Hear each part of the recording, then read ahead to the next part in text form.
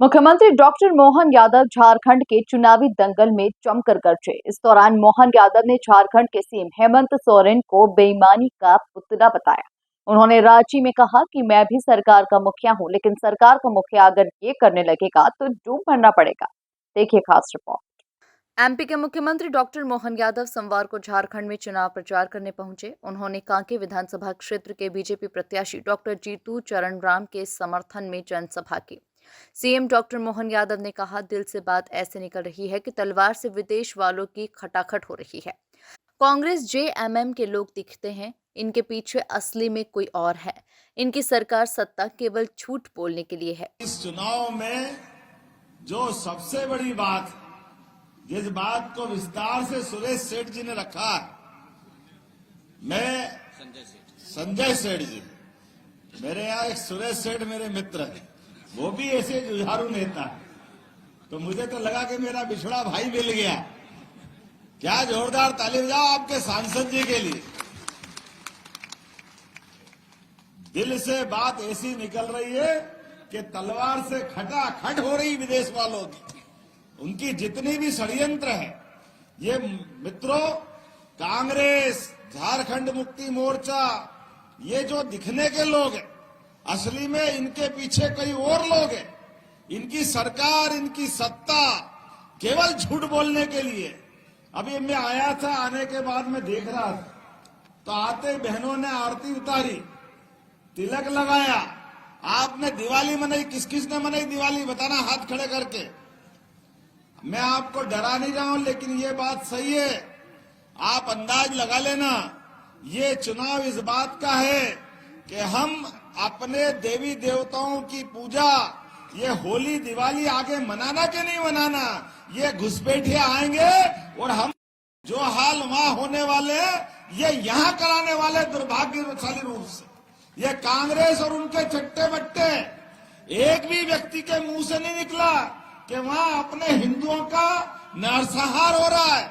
इनको हिंदुओं को बचाना चाहिए, क्योंकि वोट के भूखे ये एकमात्र बात जानते कि ये इनके इन प्रकार कुर्सी पकड़ो, केवल सत्ता पकड़ो, सब भूल जाओ। इसलिए लगातार वो सारे षड्यंत्र कर रहे हैं, जिसके कारण से मैंने सीएम ने हेमंत सोरेन सरकार पर हमला बोलते हुए कहा कि इन बेईमानों की सरकार में पीए के पास 40 करोड़ मिल रहे हैं। 100 के नोटों की रेल भर दो तो पूरी रेल कम पड़ जाए। मेहनत करने वाले लोग अपने खून पसीने को बहा रहे हैं और ये हमारे बाल बच्चों का पेट काट कर बेईमान लूट कर ले जा रहे हैं। अभी आते ही बात कही, मैं बाबा महाकाल की नगरी से आता हूं। मैं आबादी का रेशो देखते देखते हेलीकॉप्टर में आ रहा था। आबादी का रेशो हमारे इस राज्य के अंदर 7% हिंदू कम हुए, अब 7% कम नहीं होते। और आदिवासी भाई बहन कहा 40-41% थे, वो 28% रह गए। अरे भैया, आबादी बढ़ रही है तो ये बढ़ना चाहिए कि नहीं बढ़ना चाहिए? ये लोग कहां गए? ये कहां इसलिए गए कि ये बाहर वालों को घुसड़ते जा रहा है। लगातार बांग्लादेशी घुसपैठियों को ला करके ये न केवल आपके रोजगार पे कब्जा कर रहे हैं, आपकी दुकान पे कब्जा कर रहे हैं, आपके मकान पे कब्जा कर रहे हैं, ये लगातार आपके हक को मार रहे हैं और आपके आने वाले बाल बच्चों के लिए भी संकट खड़ा कर रहे हैं। मुझे इस बात को कहने में कोई गुरेज नहीं, जवाबदारी से कहना चाहूंगा।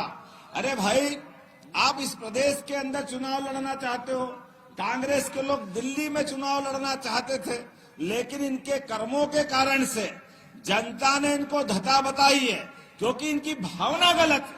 ये केवल वोट के लिए अकेले जम्मू कश्मीर में 40,000 हत्याएं अगर हुई है, उसका पाप किसके माथे है? तो वो कांग्रेस के माथे है। हम सबके सामने ये रिकॉर्ड है।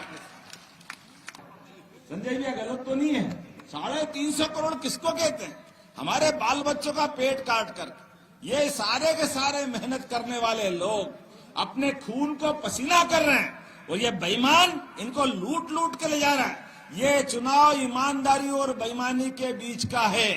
ये चुनाव भाजपा कांग्रेस का नहीं है, ये चुनाव हेमंत सोरेन और भाजपा का नहीं है, ये बेईमानी और ईमानदारी का है। एक तरफ बेईमान है और बेईमानी का नमूना आपको मालूम है, जो जेल की सजा काट करके आ रहा है, जेल में जिनके इस कारण से मुकदमे बन रहे हैं, लेकिन हिम्मत देखो।